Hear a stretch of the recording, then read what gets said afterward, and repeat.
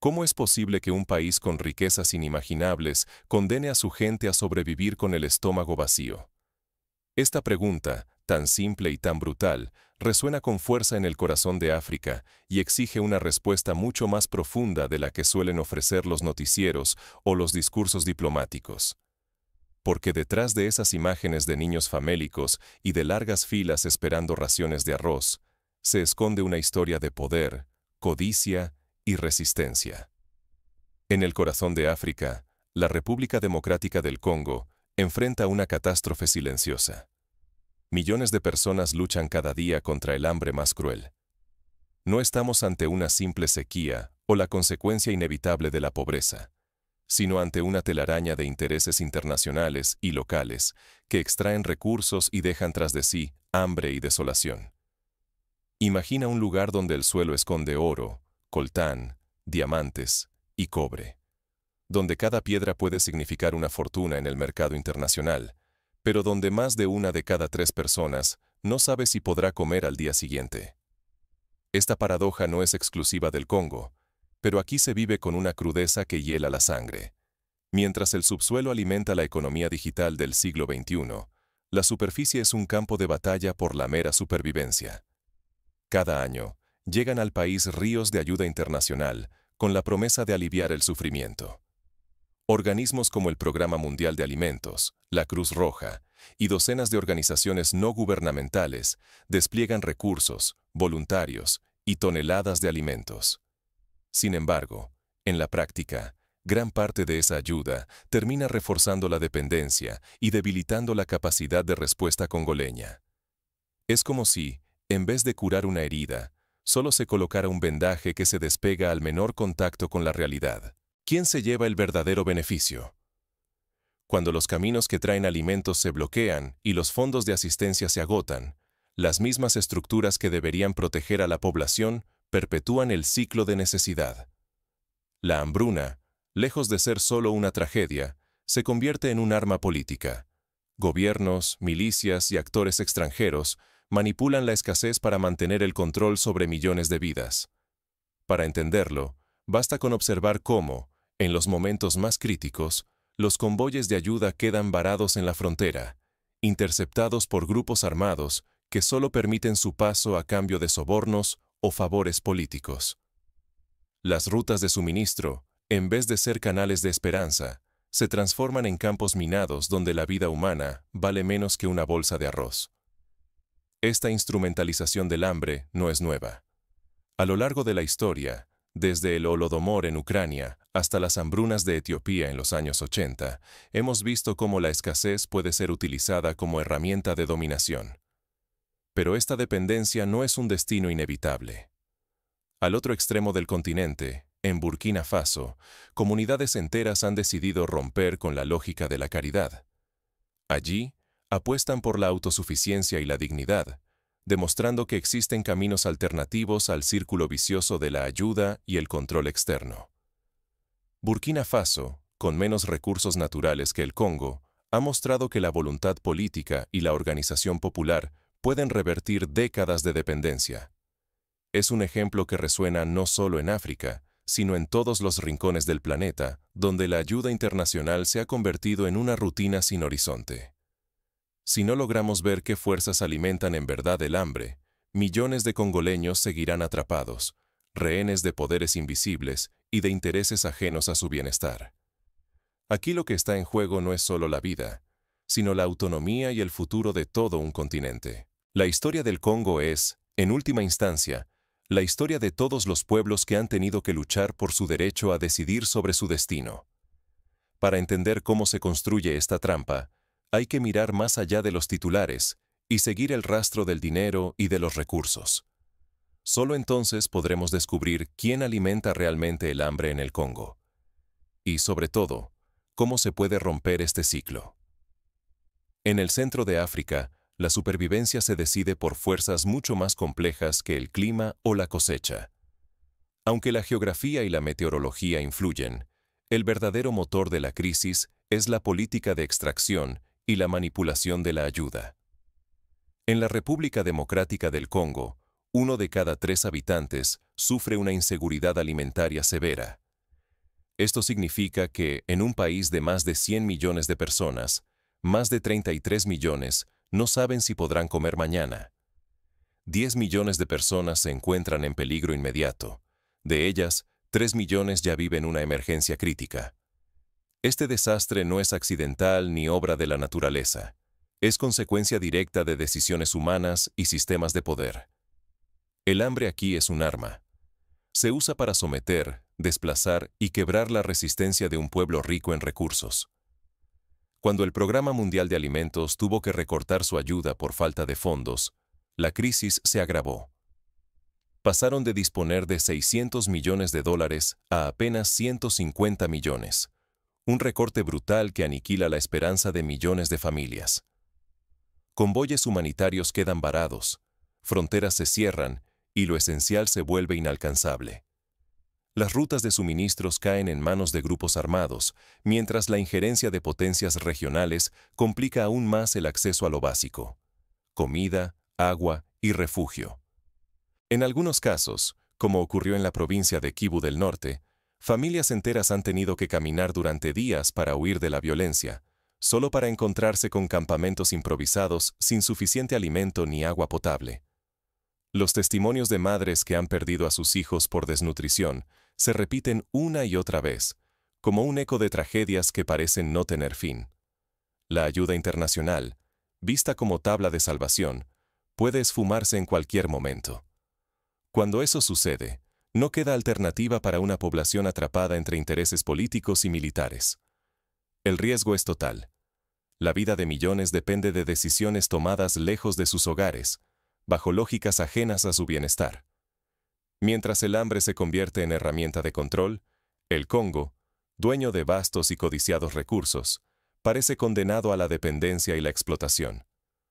¿Cómo puede una nación tan rica estar siempre al borde del abismo? La respuesta está en la combinación letal de extracción sin control, corrupción interna y una ayuda internacional que, aunque bien intencionada, termina perpetuando el problema. Sin embargo, no todo está perdido. Lejos de la resignación, en otros lugares de África comienza a gestarse una resistencia que desafía este destino. Países como Ghana, Ruanda y Senegal han comenzado a invertir en agricultura local, fomentando cooperativas y promoviendo la producción nacional. Aunque el camino es largo y lleno de obstáculos, estos ejemplos demuestran que el cambio es posible. ¿Cómo puede un país tan inmensamente rico como la República Democrática del Congo ser, a la vez, tan frágil y vulnerable ante el hambre? La clave está en un ciclo de explotación que parece eterno. El suelo congoleño es una mina de minerales imprescindibles para la economía global: coltán, cobalto, oro. Sin embargo, mientras toneladas de riqueza salen rumbo a fábricas de teléfonos y autos eléctricos en todo el mundo, la población local sobrevive entre el hambre y el temor constante. El Congo está sumido en una guerra comercial silenciosa. Grupos armados como el M23, presuntamente respaldados por Ruanda, ocupan territorios estratégicos, controlan rutas de exportación y zonas mineras vitales. Para la gente común, esto significa desplazamientos forzados, violencia y la pérdida absoluta del control sobre su propia tierra. Al igual que ocurrió en Sierra Leona con los diamantes de sangre en los años 90, la riqueza mineral se transforma en fuente de conflicto y sufrimiento, no de prosperidad. Los minerales del Congo mantienen industrias globales, pero las ganancias casi nunca llegan a manos congoleñas. Mientras millones de personas enfrentan inseguridad alimentaria, más de 3 millones sufren una emergencia de hambre. Aquí, la riqueza es maldición. Cuanto más valioso el subsuelo, menos comida hay en la mesa. Y es que la paradoja de la maldición de los recursos no es exclusiva del Congo. Países como Venezuela, Nigeria y Angola han experimentado situaciones similares, donde la abundancia de recursos naturales ha ido de la mano de crisis económicas y sociales. La ayuda humanitaria llega, sí, pero opera como un vendaje sobre una herida profunda. Son soluciones temporales que no atacan la raíz del problema. El diseño internacional de la ayuda, con fondos condicionados y planes de corto plazo, mantiene al Congo en la dependencia, reforzando una debilidad estructural que parece perpetuarse a propósito. Por ejemplo, en muchos programas de asistencia, los donantes internacionales exigen reformas específicas o la compra de productos a empresas extranjeras, lo que limita la autonomía local y desvía recursos fuera del país. En este sistema global, los países ricos extraen valor sin piedad, mientras reparten migajas que apenas sostienen la vida. Cuando surgen crisis internacionales, como las guerras en Ucrania o Gaza, la atención y los recursos se desvían, dejando al Congo en la sombra. Así, la emergencia se vuelve crónica y la esperanza se desvanece lentamente. La corrupción interna y la ausencia de inversión real en agricultura e industria local agravan todo. Pero no se trata solo de malos gobiernos. El sistema global premia la dependencia y castiga cualquier intento serio de autonomía. El resultado es un país donde la dignidad y la vida de millones quedan atrapadas en una trampa invisible. En muchos casos, los funcionarios locales prefieren mantener el flujo de ayuda internacional, que les permite acceder a recursos y prebendas, en vez de impulsar reformas de fondo que podrían amenazar sus privilegios. No solo está en juego la reputación y la independencia de las naciones africanas, también su futuro económico y la posibilidad real de decidir sobre su propio destino. Si el Congo lograra controlar su producción minera y reinvertir sus ganancias en el desarrollo local, el panorama sería radicalmente distinto. Habría más escuelas, hospitales, infraestructuras y, sobre todo, soberanía alimentaria. Pero, ¿es inevitable este ciclo de explotación? En otros lugares de África, una resistencia silenciosa comienza a tomar forma, desafiando las reglas impuestas desde fuera. Y si el verdadero cambio no se encuentra en sumar más ayuda, sino en romper la cadena de la dependencia. En África Occidental, una historia inesperada reescribe el destino de un país. Burkina Faso, guiado por el joven capitán Ibrahim Traoré, ha iniciado una revolución silenciosa y profunda. Allí, la espera por la ayuda internacional cede terreno a la apuesta por la autosuficiencia alimentaria y el orgullo nacional, en abierto desafío al ciclo de dependencia que asfixia a tantos otros. Traoré tomó una decisión audaz: volcar recursos estatales a la agricultura propia, desde la semilla hasta la cosecha. Se construyeron silos modernos y sistemas de riego que transformaron campos vulnerables en reservas estratégicas de alimento. Cada grano salvado era un paso más lejos del abismo de la resignación. Este esfuerzo recuerda a las reformas agrarias impulsadas en Asia, como las de Corea del Sur y Taiwán en la década de 1960, donde la inversión en el campo fue la base del desarrollo nacional. En vez de aceptar donaciones con condiciones, Burkina Faso fortaleció alianzas con países vecinos, fundando redes africanas de intercambio y adaptando tecnologías agrícolas a su propio clima. Esta cooperación regional desafía el viejo guión de soluciones impuestas desde fuera. Por ejemplo, compartieron semillas resistentes a la sequía con Níger y Mali, y aprendieron técnicas de captación de agua de las comunidades rurales de Ghana. El gobierno adoptó medidas firmes. Durante los meses críticos, prohibió la exportación de grano. Así, el maíz, el mijo y el sorgo permanecieron en los mercados locales, garantizando que el pan y los alimentos básicos no dependieran del vaivén global. Esta política recuerda a la adoptada por la India en los años de las revoluciones verdes, cuando se priorizó la alimentación nacional sobre los intereses exportadores. Las cooperativas agrícolas recibieron asesoría técnica y respaldo financiero. El Estado creó bancos agrícolas para otorgar crédito a pequeños productores, una apuesta impensable bajo el antiguo régimen de dependencia. La seguridad alimentaria, aquí, empieza por fortalecer a la propia gente, no por mendigar caridad internacional. Estas medidas han permitido que los agricultores burkineses incrementen su productividad, reduzcan su vulnerabilidad ante las sequías y, sobre todo, recuperen el orgullo de alimentar a su nación. ¿Y los resultados? En pocos años, la oferta de alimentos mejoró de forma notable, incluso fuera de las grandes ciudades. Las tasas de malnutrición infantil, que antes subían cada año, por fin comenzaron a caer. El precio de los alimentos básicos se estabilizó, resistiendo las crisis mundiales que hundieron a otros países africanos. Este logro es aún más notable si recordamos que, en 2022, Burkina Faso enfrentó una temporada de lluvias excepcionalmente baja, y pese a ello, evitó una hambruna generalizada gracias a las reservas construidas de forma colectiva. Pero la verdadera revolución es también simbólica. Traoré lanzó un mensaje contundente: recuperar la dignidad y la identidad africana, sacudiéndose el estigma de pobreza y de víctima perpetua. Hoy, las campañas de orgullo campesino y consumo local florecen. La juventud ve en su liderazgo una alternativa a la humillación de pedir ayuda sin fin. En escuelas y universidades, los programas educativos han comenzado a incluir materias sobre agricultura sostenible y economía local, fomentando una nueva generación comprometida con el desarrollo autónomo.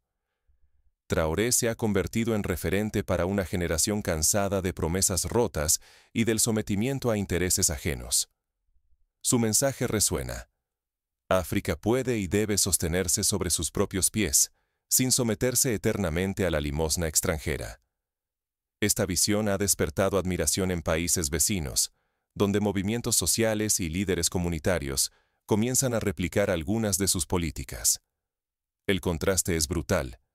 Mientras en la República Democrática del Congo, las familias esperan paquetes lanzados desde lo alto, en Burkina Faso, los campesinos construyen graneros con sus propias manos. Una imagen representa la trampa de la dependencia. La otra, la fuerza transformadora de la soberanía. Esta diferencia recuerda a la que existía en Europa del Este tras la caída del muro de Berlín. Algunos países esperaron ayuda exterior, mientras otros reformaron desde dentro, con resultados muy distintos. Persistir en fórmulas desgastadas solo perpetúa el estancamiento, la miseria y la pérdida de dignidad de pueblos enteros. El peligro no es solamente seguir pasando hambre, es quedar atrapados, generación tras generación, en el mismo círculo de humillación. La historia está llena de ejemplos de cómo la dependencia puede erosionar la autoestima colectiva. Basta pensar en el caso de Haití, donde la ayuda internacional ha sido constante, pero el desarrollo sostenible sigue siendo una meta lejana. Pero, ¿es suficiente una sola historia de éxito para cambiar un sistema entero? La resistencia de Burkina Faso plantea preguntas incómodas sobre quién decide el destino de África y quién se beneficia realmente del actual orden. ¿Por qué, si existen alternativas, la ayuda tradicional sigue imponiéndose en tantos lugares? ¿Qué intereses se esconden detrás de esa aparente generosidad? ¿Existen otras formas de enfrentar el hambre? ¿Qué revela realmente el ejemplo de Burkina Faso?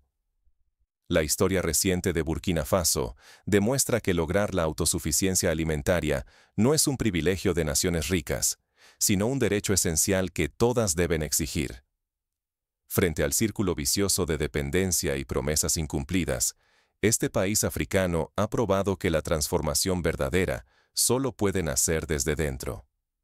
La solidaridad regional ha superado en eficacia a los paquetes de ayuda foránea. Al tejer alianzas entre comunidades y países vecinos, Burkina Faso construye una red de resiliencia que desafía los límites impuestos por donantes extranjeros y grandes ONG. Es una resistencia tejida desde abajo, fortalecida por la confianza mutua. Un ejemplo concreto es la cooperación agrícola con Costa de Marfil, que permitió mejorar los sistemas de almacenamiento y reducir las pérdidas post-cosecha. El motor de este cambio son líderes valientes, decididos a romper los moldes de la dependencia histórica. No basta con rechazar la caridad. Se trata de reinventar el poder, de que quienes antes dependían de migajas, ahora diseñen su propio futuro, recuperando el control sobre la tierra, las semillas y las políticas alimentarias.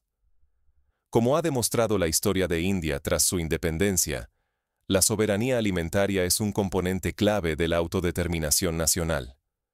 Aquí, la resiliencia no es solo un lema, sino una política deliberada. Se cultiva con leyes renovadoras, inversión local y, sobre todo, fe en la capacidad de la gente para reconstruirse.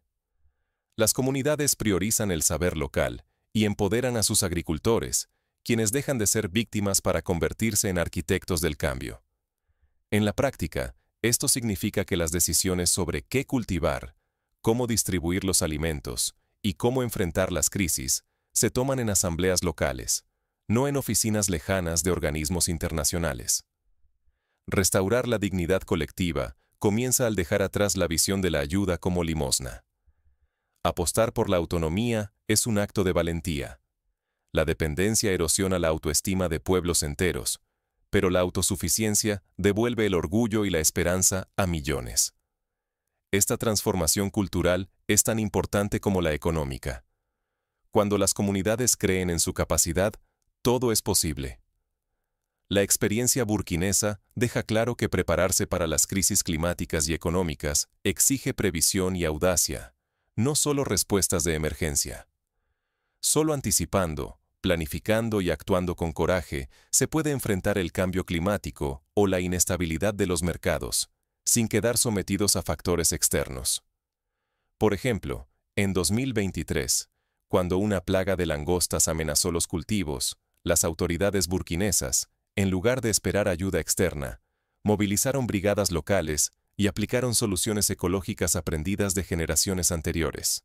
El futuro de África y de otras regiones que comparten este destino depende de optar por la resiliencia y no resignarse a la dependencia crónica. La historia enseña que esperar soluciones externas es una trampa. La revolución real está en la autosuficiencia y la cooperación local. Países como Etiopía y Sudáfrica han comenzado a recorrer este camino, con resultados alentadores. Ignorar estos aprendizajes significa condenar a África a perder otro siglo entre promesas vacías y dependencia perpetua, mientras sus pueblos siguen pagando el precio más alto, su dignidad y su porvenir. Cada generación que crece en la espera y la incertidumbre es una oportunidad perdida para el continente y para el mundo. Pero, ¿qué implica realmente romper la dependencia en un contexto como el de la República Democrática del Congo? ¿Puede replicarse el modelo de Burkina Faso en realidades aún más complejas y violentas? La respuesta no es sencilla, pero hay pasos concretos que se pueden dar. En primer lugar, el Congo necesita recuperar el control sobre sus recursos. Esto implica renegociar los contratos mineros, establecer impuestos justos a las empresas extranjeras y destinar parte de las ganancias a la inversión en agricultura e infraestructuras. Tal como lo hizo Noruega con su fondo soberano, el Congo podría crear un fondo nacional para financiar proyectos de desarrollo sostenible. En segundo lugar, es fundamental fortalecer el tejido social y la participación ciudadana. Las comunidades deben tener voz en la gestión de los recursos y en la definición de las políticas alimentarias. La experiencia de Brasil con los consejos municipales de seguridad alimentaria puede servir de inspiración. Allí, la participación local ha sido clave para reducir la pobreza y mejorar la nutrición. Tercero, se necesitan alianzas regionales sólidas. El Congo puede aprender de la experiencia de la Comunidad Económica de Estados de África Occidental, donde el intercambio de conocimientos y recursos ha permitido enfrentar crisis comunes de manera más eficaz. Compartir semillas adaptadas, tecnologías de riego y estrategias de almacenamiento puede marcar la diferencia en momentos críticos. Por último, es imprescindible transformar la cultura de la ayuda internacional. Los donantes deben abandonar la lógica paternalista y apostar por el fortalecimiento de capacidades locales.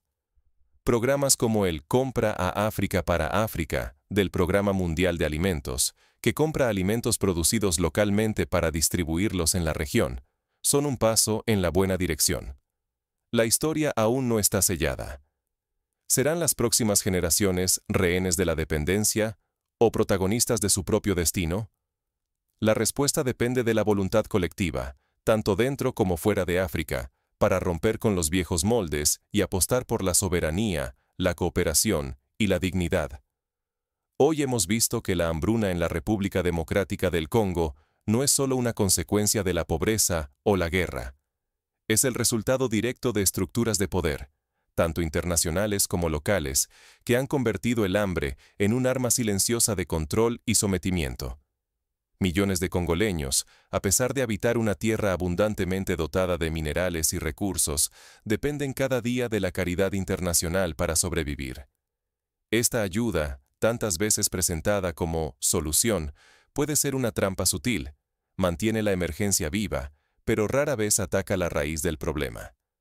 En este escenario se define el futuro de África y la imagen global de sus pueblos. No solo está en juego la supervivencia física de millones de personas. Se debate si el continente será visto para siempre como receptor pasivo de ayuda o como dueño y forjador de su destino. La narrativa dominante puede cambiar, pero solo si se reconoce la capacidad y el derecho de los africanos a tomar las riendas de su historia. El riesgo es inmenso.